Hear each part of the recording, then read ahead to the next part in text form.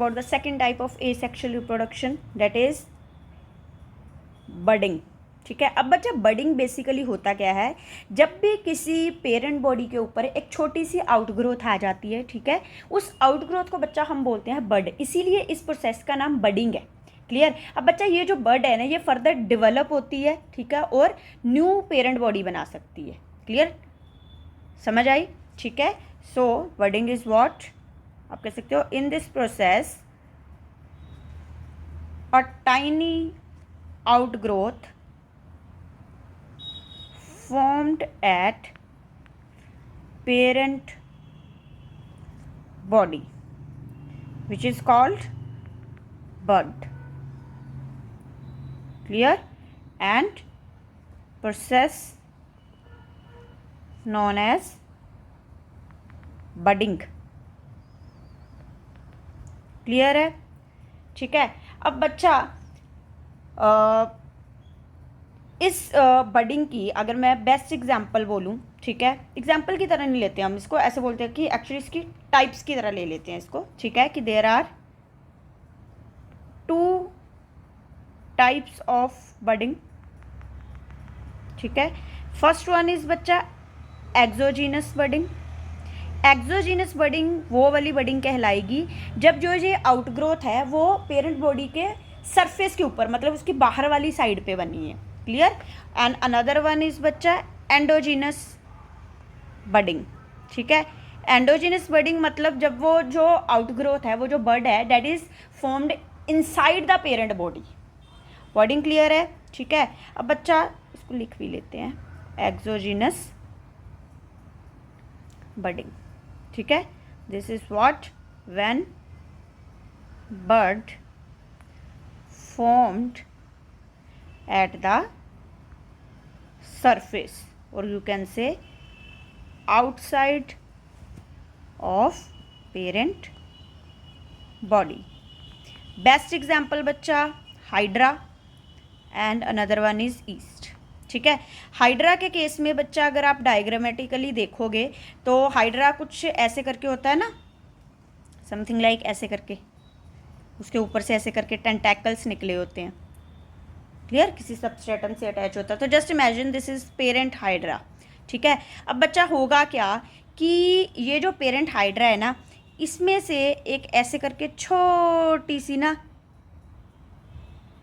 Baby hydra बन जाएगी। ठीक है, this is kind of the, आप ऐसे कह सकते हो कि आउटग्रोथ, राइट। ठीक है, जो कि उसके सरफेस के ऊपर आउटसाइड बनी हुई है।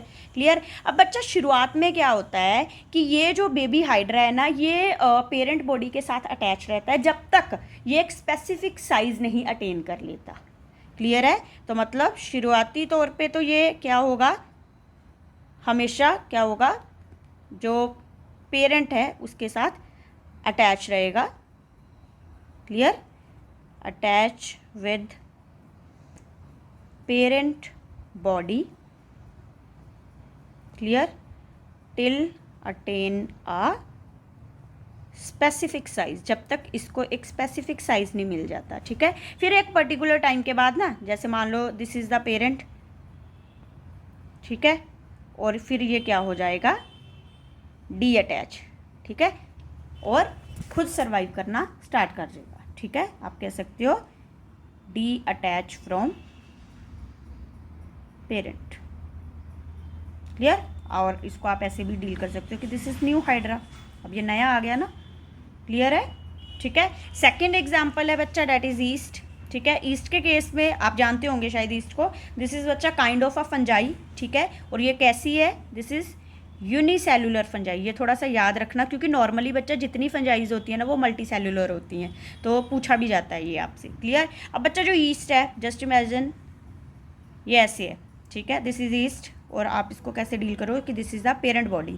ठीक है, तो होगा क्या कि इसके ऐसे करके एक आउटग्रोथ सी निकल जाएगी।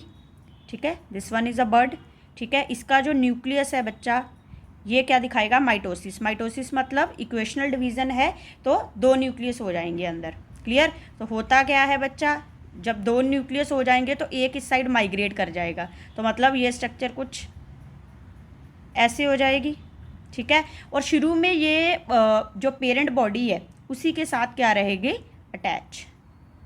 क्लियर, आप ऐसे लिख भी सकते हो कि स्टार्टिंग में क्या हो रहा है, this is attach with same wording, ठीक है, parent till attain a particular size, जब तक इसका एक पर्टिकुलर साइज नहीं हो जाता, ठीक है। फिर एक पर्टिकुलर टाइम के बाद दिस इज द पेरेंट, ठीक है, और ये जो है ये सेपरेट हो जाएगी विद पेरेंट, और आप कह सकते हो दिस वन इज न्यूएस्ट।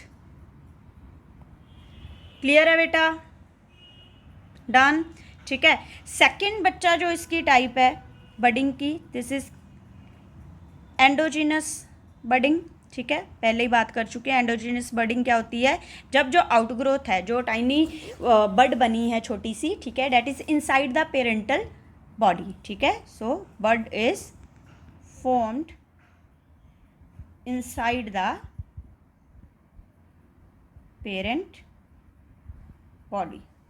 इसकी बच्चा बेस्ट एग्जाम्पल है spongilla. Spongilla is a kind of a sponges, ठीक है, पोरीफेरा फाइलम है ना, 9th क्लास में आपने डाइवर्सिटी इन लिविंग वर्ल्ड पढ़ा होगा, ठीक है। तो एनिमल किंगडम का फर्स्ट जो फाइलम था पोरीफेरन, ठीक है, उसमें बच्चा ये आते हैं, and this is a fresh water kind of sponges, ठीक है। इसके केस में क्या होता है, ठीक है, आप अच्छे से जानते हैं बच्चा, जो पोरीफेरा होता है ना, वो पोरीफेरा उसका नाम ही क्यों है, क्योंकि उसकी जो बॉडी है उसमें पोर्स हैं, ठीक है। तो जस्ट इमेजिन कि ये कुछ ऐसे करके स्ट्रक्चर होती है, ठीक है। तो बच्चा इसमें से ना ऐसे करके अंदर की साइड आउटग्रोथ निकली होती है। क्लियर, इनको वैसे बोलते हैं जेम्यूल्स, ठीक है। ये जो है एक पर्टिकुलर टाइम के बाद बाहर आएंगे। वर्डिंग समझ आई, ठीक है। And these are also kind of outgrowth, बस क्या है, बॉडी के अंदर वाली साइड पे बनी है। वर्डिंग क्लियर है, डन, ठीक है। तो these are two kind of budding, first one is exogenous budding and second one is endogenous budding. Clear?